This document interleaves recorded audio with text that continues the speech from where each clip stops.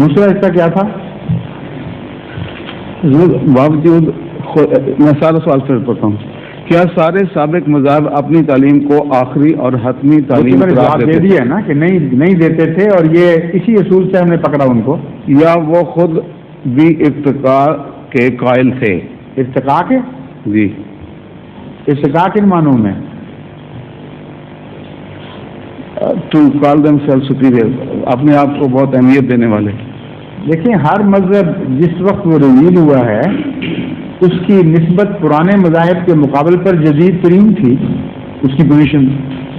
تو جو جدید ترین ہوگی وہ اپنے آپ کو اچھا بھی سمجھے گی، ہوگی بھی اچھی.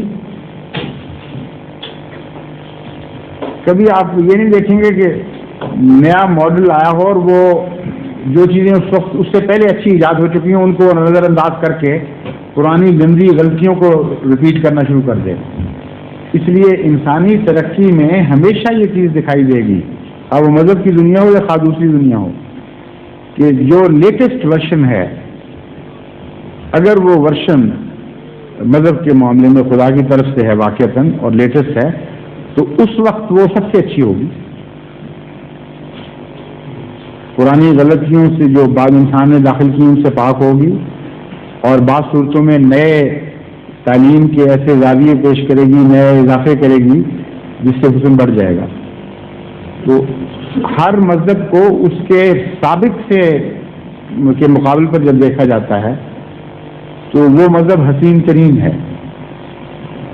اس سے مستقبل میں آنے والے کے مقابل پر جب دیکھا جاتا ہے تو وہ اس کے مقابل پر کم درجہ اختیار کر جاتا ہے خود بخود.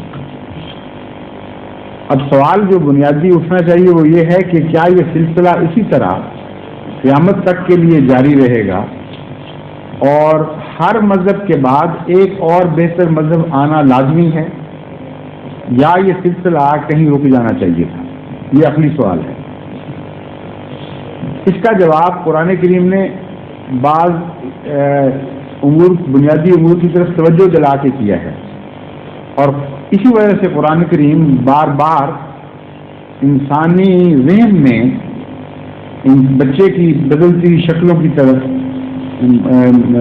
اشارہ کرتا ہے اور متوجہ کرتا ہے انسان کو، اور یہ بتانا چاہتا ہے کہ ایوولوشن تو ہے لیکن ایوولوشن کا ایک منتہا بھی ہے، ایک ایسا مقام ہے جس کی طرف ایوولوشن حرکت کر رہی ہے، اور جب وہ مقام پہنچ جاتا ہے تو اس سے آگے بڑھنا بند کر دیتی ہے.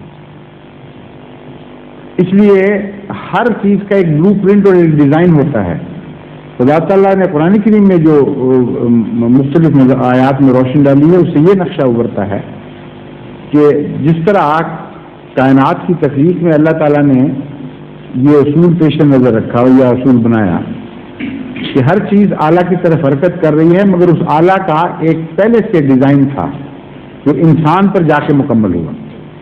اس لیے قرآن کریم بار بار سوا کا لفظ سویتہ کا لفظ استعمال فرماتا ہے کہ انسان میں ہم نے تخلیق کو کامل کر دیا، اور جب انسان بن گیا تو مقصد جو آخری مقصد تھا وہ پورا ہو گیا. اس کے بعد ضرورت بھی رہتی اسے مزید آگے بڑھانے کی. مذہب کی دنیا میں بھی قرآن کریم سے پتہ چلتا ہے کہ سارے زمانوں میں ہر خطہ زمین پر مذاہب پیدا ہوئے اور ایک سمت میں آگے بڑھنے شروع ہوئے، ایک کے بعد دوسرا بہتر آیا، یہاں تک کہ قرآن کریم فرماتا ہے کہ آج مذہب کامل ہو گیا. الیوم اکملت لکم دینکم واتممت علیکم نعمتی ورضیت لکم الاسلام دینا. تو بالکل وہی شکل ریپیٹ ہوئی تھوڑے عرصے میں جو لمبے عرصے میں زندگی کی نشو و نما کے لیے خدا تعالیٰ نے اختیار فرمائی تھی، یا اس سے بھی لمبے عرصے میں کائنات کی ترقی کے لیے اختیار فرمائی تھی. ڈیزائن وہی ہے، ہاتھ وہی ہے. وحدت کا اس میں مضمون بھی نظر آتا ہے کہ ایک ہی خالق ہے، ایک ہی پیدا کرنے والا ہے جو مادی دنیا کو بھی پیدا کر رہا ہے، زندگی کی شکلوں زندگی کو بھی مختلف ادوار میں سے گزار رہا ہے، اور مذہبی دنیا کو بھی وہی پیدا کرنے والا، وہی ڈیزائن ہے. اس کا پرنٹ موجود ہے اس کے اوپر، انڈیلیبل پہچاننے والا پرنٹ. اس شکل میں جب آپ دیکھتے ہیں تو پھر یہ سوال اٹھتا ہے لازماً کہ آخری مذہب پھر کون سا ہے؟ آخری تو ماننا پڑے گا ورنہ ڈیزائن نہیں ہے. یہ سوال اٹھیں گے عقلی طور پر کہ کیا آخری مذہب آ چکا ہے یا ابھی یہ سلسلہ جاری ہے. اگر آخری مذہب آ چکا ہے تو کس طرح پتہ چلے کہ فلاں مذہب آخری ہے. یہ دو بنیادی سوال اٹھتے ہیں. آخری مذہب آ چکا ہے کہ بحث پر ہم مذاہب کی کتب کو دیکھنا شروع کرتے ہیں، کیونکہ اگر کوئی آخری مذہب آیا تھا تو اتنا بڑا ایونٹ تھا کہ اس مذہب کو بتانا چاہیے تھا کہ میں آخری ہوں. چپ کر کے آخری مذہب آ جائے اور کسی کو پتہ ہی نہ لگے اور اس مذہب والوں کو بھی نہ پتہ لگے تو بڑی بیوقوفوں والی بات ہے، خدا کی طرف منسوب نہیں کر سکتے. تو اس تحقیق میں حضرت مسیح موعود علیہ السلام نے دنیا کے سامنے یہ بہت ہی عظیم شان اصول پیش فرمایا کہ آپ جائزہ لے لیں ساری دنیا کی کتابوں کا، ایک بھی کتاب یہ دعویٰ نہیں کرتی کہ میں آخری اور کامل ہوں. جب یہ دعویٰ ہی موجود نہیں تو صاف پتہ چلا کہ آخری مذہب جو مذاہب موجود ہیں ان میں اسلام کے سوا ان میں سے کوئی آخری مذہب ہے ہی نہیں، کیونکہ دعویٰ موجود نہیں. قرآن کریم کو جب ہم دیکھتے ہیں تو دعویٰ موجود ہے.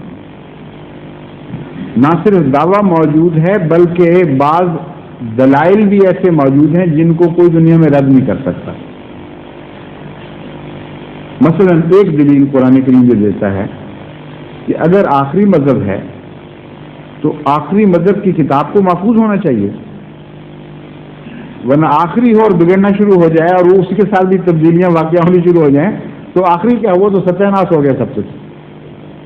تو فرماتا ہے کہ ساری گزشتہ کتابوں کو دیکھ لو، وہ بگڑ گئیں اور ابینڈنڈ ہو گئیں. ایسی سڑکیں تھیں جو کچھ دیر مرمت ہوتی تھی، اس کے بعد مرمت ہونی چھوٹ گئی، ان کی ختم ہو گئی، کتابوں کی اصل باقی نہیں رہی. قرآن نے اس وقت دعویٰ کیا کہ میں آخری ہوں اور میں ابھی بتا دیتا ہوں تمہیں کہ ایک ثبوت آخری ہونے کا یہ ہے کہ یہ کتاب محفوظ ہے، قیامت تک یہ قائم رہے گی اور بدلے گی نہیں.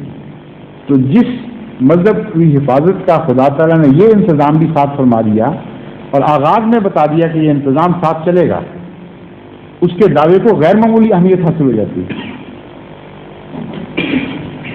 اس لیے ایک پہلو سے ثابت ہوا. دوسرا پہلو یہ ہے کہ آخری مذہب اور گزشتہ مذاہب میں ریلیشن شپ کیا ہونی چاہیے عقلی طور پر انسان اس کی جستجو کرے. اگر ترقی انسان کی جاری ہے ہر دوسری فیلڈ میں، تمدن میں، تہذیب میں، سائنس میں، سیاست میں، معاشرے میں، تو مذہب میں جا کر ہم ایک مذہب کو جو 1400 سال پہلے ریویل ہوا تھا اس کو آخری کیوں سمجھ لیں. کوئی ایسا اصول ہونا چاہیے جو دل کو مطمئن کرے کہ ہاں ایسی آخری تعلیم آ سکتی ہے جس کو زمانہ تبدیل نہ کر سکے. جب تک اس بنیادی سوال کا ہم جواب نہ دے لیں، محض قرآن کا دعویٰ جو میں نے بیان کیا ہے اور اس کا محفوظ ہونا بھی کافی نہیں ہے، کیونکہ جو قرآن کریم کو مانتا ہے وہ تو خوش ہو جائے گا اس بات سے، جو نہیں مانتا اس کا دل مطمئن نہیں ہوگا، وہ کہے گا نہیں یہ کافی نہیں. ہو سکتا ہے محفوظ ہو گئی ہو، آج کل کی کتابیں زمانہ ایسا آ گیا کہ محفوظ ہو جاتی ہیں. تو قرآن بھی ایسے زمانے میں آ گیا، اتفاق ہو گیا، محفوظ بھی ہو گیا. لیکن آخری ہونے کے لیے عقل کو مطمئن کرنے والے دلائل مزید چاہیے، اور اگر وہ دلائل آپ نہیں دیں گے تو پھر بہائیت کی بات بھی سننی پڑے گی، پھر دیگر پیدا ہونے والے مذاہب کی آوازیں بھی سننی پڑیں گی کہ ہو سکتا ہے یہ آخری ہو سکتا ہے یہ آخری ہو. اس کے لیے بھی قرآن کریم نے اصول بھی پیش فرمائے اور ان کی تائید میں دلائل بھی پیش کرتا چلا گیا. ایک بنیادی اصول جو قرآن کریم نے پیش فرمایا وہ یہ تھا ما ننسخ من آیت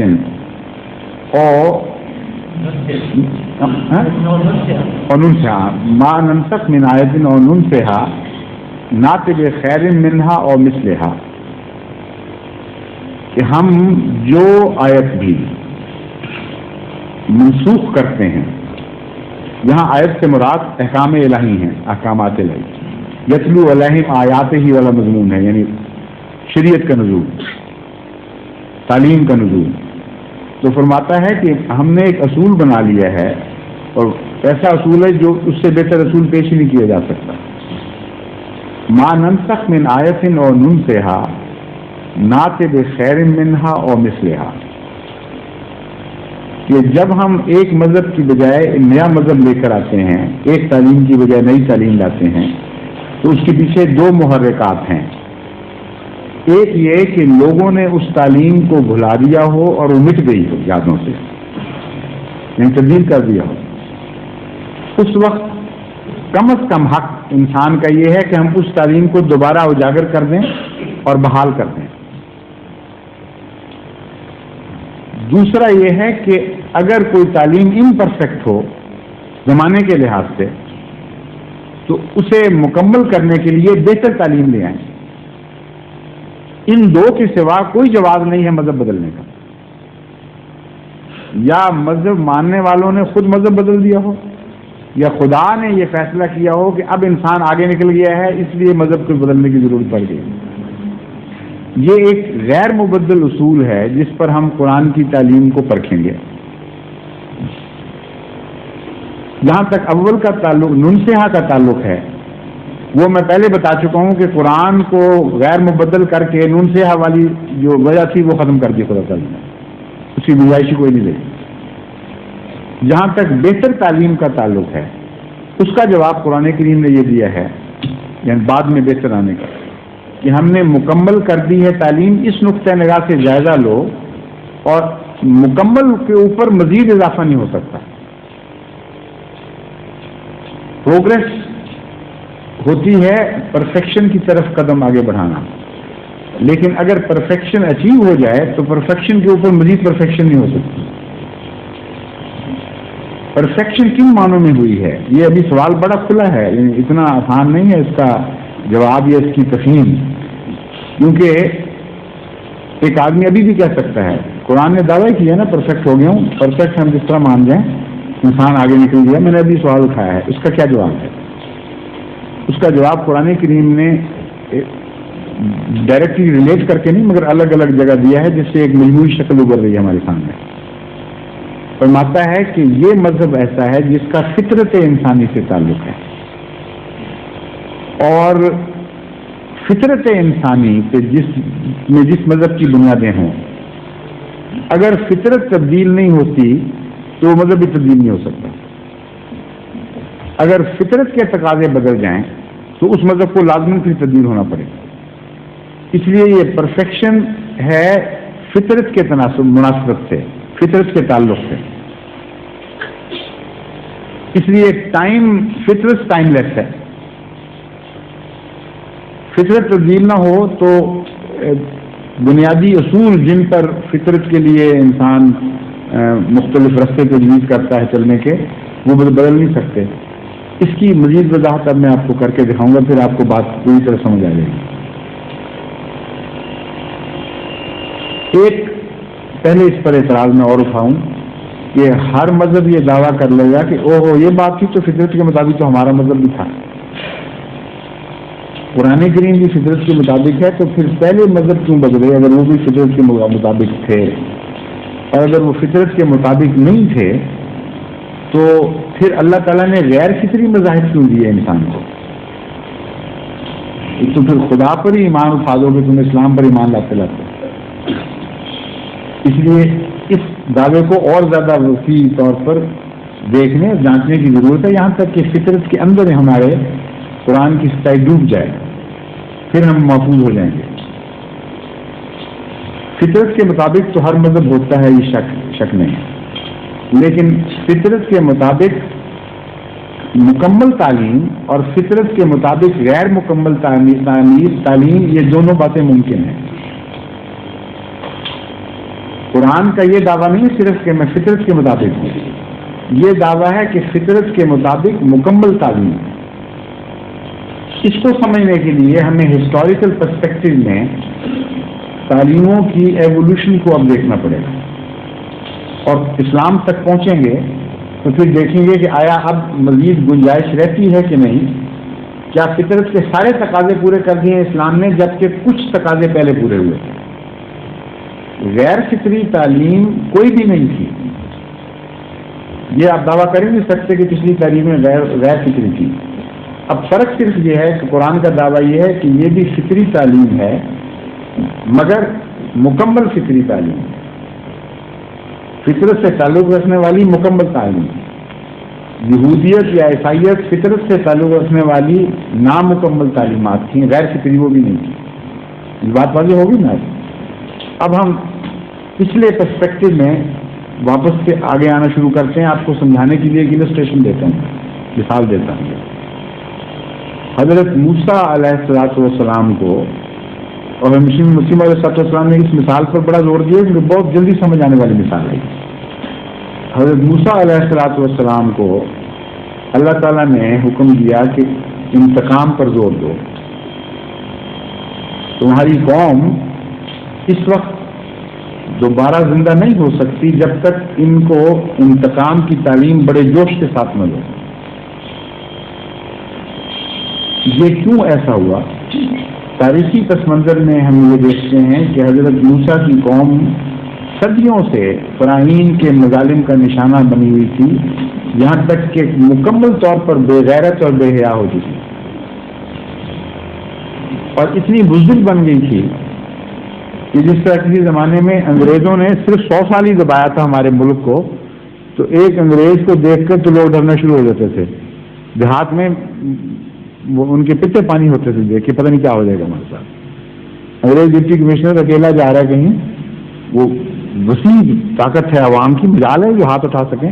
روب پڑ گیا تھا.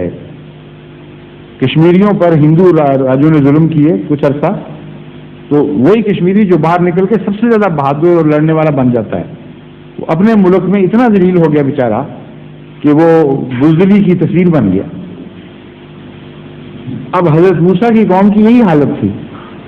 ان کو خدا تعالیٰ کہتا ہے کہ معاف کرو اور معافی بہتر ہے، تو بزدل نے تو معافی کیے جانا تھا، اپنا حق لینے کا ذہن بھی اس کے دل میں نہ تھا. جس طرح ایک کشمیری، اسی کشمیری کے متعلق جو راجوں کا مظلوم تھا، اس کے متعلق لطیفہ آتا ہے کہ ایک کشمیری سے کسی نے پوچھا کہ تم یہ جو ڈرتے کیوں ہو اتنا، کیا بات ہے تم، میں نے دیکھا تم بڑے ڈرپوک ہو. اس نے کہا نہیں تم نہیں بات سمجھتے، میں ڈرپوک نہیں ہوں، صرف یہ بات ہے کہ جب میں طاقتور کو دیکھتا ہوں تو مجھے بڑا رحم آتا ہے، اور جب میں کمزور کو دیکھتا ہوں تو بڑا غصہ آتا ہے. اس لیے میں بہادر بھی ہوں لیکن کمزور کے مقابلے پر، اور طاقتور کے مقابلے پر مجھے رحم پیدا ہو جاتا ہے. یہ غیر فطری بات ہے. اسے فطرت کے مطابق بنانے کے لیے الٹانے کی ضرورت تھی. طاقتور کو دیکھ کے غصہ پیدا کرنے کی ضرورت تھی. اس لیے حضرت موسیٰ کو خدا نے یہ تعلیم دی کہ انتقام پر زور دو. بہت زور دیا آپ نے، ان سے معافی کے حق چھین لی، اتنا زور دیا. اب وہ مجبور ہو گیا خدا تعالیٰ کی طرف سے کہ وہ اپنے حق واپس لیں اور اس کھوئی ہوئی انسانی قدر کی طرف واپس آنا شروع کریں جس سے وہ محروم ہو چکے تھے لمبے عرصے سے. اس تعلیم کو غیر فطری کون کہہ سکتا ہے؟ لیکن تاریخ کے پرسپیکٹو میں فطری ہے، اس زمانے کی نسبت سے فطری ہے، اور مکمل فطرتی تعلیم نہیں. ایک دور تک چلا جس میں اصلاح ہوتی چلی گئی، کافی ترقی ہو گئی اصلاح میں، اور وہ لوگ بہادر بھی ہو گئے اور سخت بھی ہو گئے. اور پھر پینڈولم کے جس طرح پینڈولم حرکت کرتا ہے ایک طرف سے آگے نکل گیا، وہ مڈل میں ٹھہرنے کی بجائے وہ موومنٹ اتنا زور پکڑ گئی کہ وہ سخت دل اتنے ہوئے کہ ایک معصوم نبی کو جو جس کی تعلیم ہی محبت کی تھی اس کو سولی پر چڑھانے کا فیصلہ کیا. یہاں تک نوبت ان کی پہنچ گئی تھی ظلم کی اور سختی کی. قرآن کریم نے بار بار فرمایا ثم قست قلوبکم ثم قست قلوبکم، پھر تمہارے دل سخت ہو گئے، پھر تمہارے دل پتھر ہو گئے، انہوں نے انتہائی مظالم ظلم شروع کر دیے، اپنوں پر بھی غیروں پر بھی.